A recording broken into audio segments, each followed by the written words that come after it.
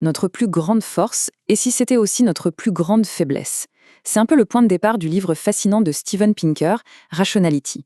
Aujourd'hui, on va essayer de démêler ensemble ce grand paradoxe de la raison humaine. C'est une citation forte, hein? Shakespeare, par la voix d'Hamlet, nous parle de cette raison divine qu'on aurait en nous. Alors la question se pose tout de suite, si on est si bien équipé, pourquoi est-ce qu'on a l'impression de dérailler si souvent? Et voilà, on y est, c'est ça, le cœur du sujet. D'un côté, on a ce potentiel incroyable de logique, de raisonnement, et de l'autre, notre tendance à faire des choix complètement irrationnels.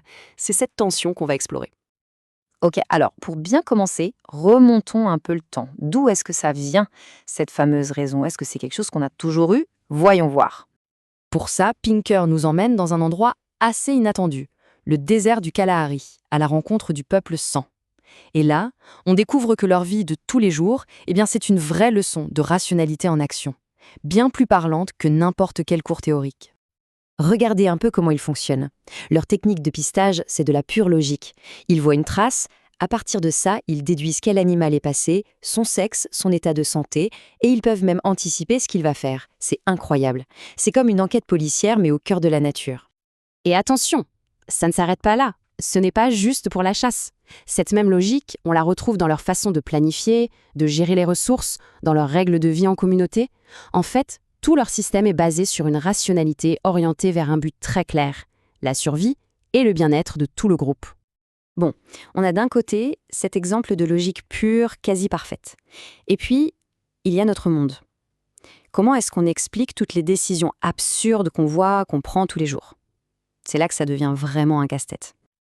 Le décalage est énorme quand on y pense. Entre la clarté d'esprit des chasseurs sans et le brouillard d'irrationalité dans lequel on a parfois l'impression de baigner aujourd'hui, comment on en est arrivé là? Alors, pour essayer de comprendre, on va faire un petit test ensemble. C'est un grand classique, ça s'appelle le problème de Linda. Et c'est un excellent moyen de mettre le doigt sur un de nos bugs mentaux les plus fréquents. Alors, voilà la question. À votre avis, quelle est la proposition la plus probable? Prenez une seconde. L'intuition a souvent déjà sa petite idée.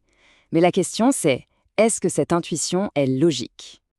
Alors si, comme la grande majorité des gens, on a penché pour la deuxième option, le piège s'est refermé. C'est ce qu'on appelle l'erreur de la conjonction. C'est logique en fait. Le groupe des guichetières de banque est forcément plus grand que le sous-groupe des guichetières de banque qui sont aussi féministes. Mais voilà, notre cerveau, lui, il adore les histoires cohérentes. Et il préfère une bonne histoire à une simple probabilité. Ok, donc on voit bien qu'on a des failles. La question maintenant, c'est comment on fait pour ne pas tomber systématiquement dans ces pièges? Et ça nous oblige à revoir un peu notre définition de ce que c'est être rationnel. Et c'est là que l'idée de Pinker est super intéressante. Pour lui, la rationalité, ce n'est pas un don inné, un truc qu'on a ou qu'on n'a pas. Non, c'est beaucoup plus comme une boîte à outils. Une boîte qu'on peut remplir avec des instruments comme la logique, l'esprit critique, les probas.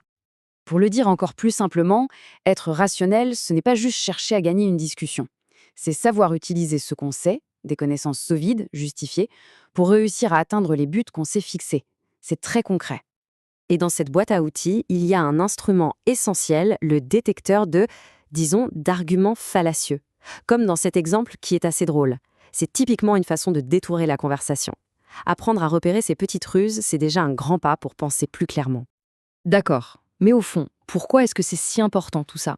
Est-ce que c'est juste un truc personnel? Eh bien non. Parce que la rationalité, ou son absence, ça a des conséquences gigantesques pour tout le monde.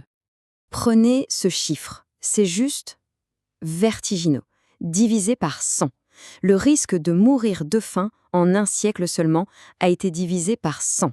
Et non, ce n'est pas de la magie ni un coup de chance. Ce progrès spectaculaire, il est le résultat direct de l'application de ces fameux outils de la raison. La science, la médecine, des politiques publiques basées sur des données, sur des preuves. Quand elle est utilisée collectivement, la rationalité, ça sauve des millions de vies. C'est aussi simple que ça. Et ça amène Pinker à une analogie que je trouve très forte. Il nous dit de penser à la rationalité comme à un bien commun. Un peu comme l'air qu'on respire. Si chacun commence à polluer le débat public avec ses propres biais, ses fausses infos, à la fin, c'est l'atmosphère intellectuelle tout entière qui devient irrespirable pour tout le monde. Et ça nous laisse avec une question fondamentale, surtout aujourd'hui. Si la raison est vraiment ce bien public, essentiel à notre survie et à notre progrès, qui est responsable de son entretien? Qui doit la protéger alors qu'elle semble de plus en plus attaquée? Et finalement, quel rôle chacun d'entre nous peut ou doit jouer là-dedans?